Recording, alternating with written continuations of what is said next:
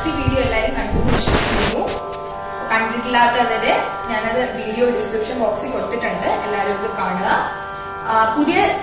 പുതിയതായിട്ട് കാണുന്നവരുണ്ടെങ്കിൽ സബ്സ്ക്രൈബ് ചെയ്യാൻ മറക്കരുത്. അതുപോലെ എന്റെ സൈഡിലുള്ള ബെൽ ബട്ടണിൽ ക്ലിക്ക് ചെയ്യണം.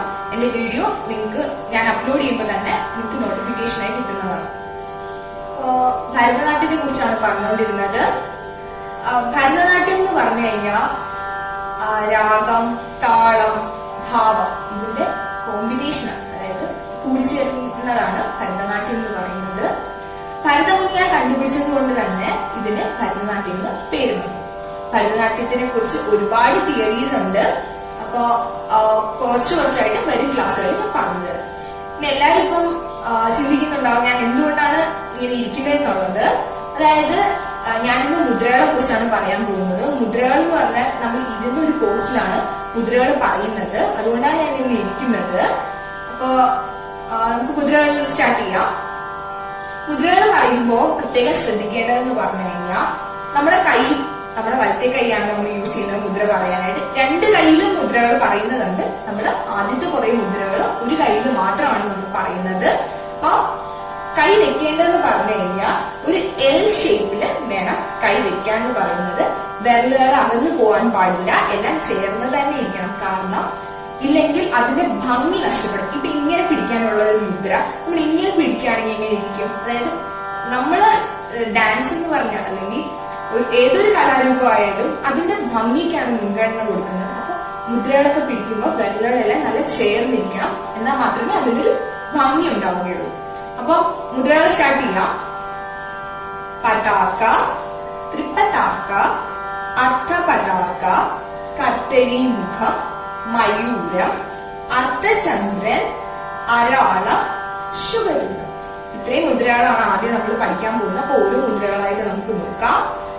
ആദ്യം എന്ന് പറഞ്ഞു കഴിഞ്ഞാൽ നമ്മുടെ വിരലുകളെ പരിചയപ്പെടുത്താണ്. ആദ്യം ഞാൻ തം finger, index finger, middle finger, ring finger and little finger. അപ്പൊ ഞാൻ ഇനി ഏതൊക്കെ ഫിംഗർ ആണ് യൂസ് ചെയ്യേണ്ടതെന്ന് മാത്രമേ പറഞ്ഞു പോവുള്ളൂ.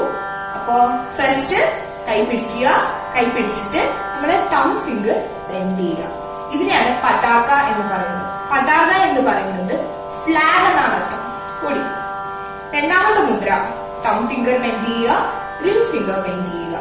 ത്രിപതാക, ത്രിപതാക എന്ന് പറഞ്ഞാൽ ത്രിവർണ്ണ പതാക എന്നാണ് അർത്ഥം. ഇനി നമ്മുടെ ലിറ്റിൽ ഫിംഗർ കൂടെ ബെൻഡ് ചെയ്ത് കഴിഞ്ഞാൽ അത് അർദ്ധപതാക. അർദ്ധപതാക എന്ന് പറഞ്ഞാൽ ഹാഫ് ഓഫ് എ ഫ്ലാഗ് എന്നാണ് അർത്ഥം. അതായത് പകുതി ഫ്ലാഗിന്റെ രൂപം എന്നാണ് അർദ്ധപതാകയുടെ അർത്ഥം എന്ന് പറയുന്നത്.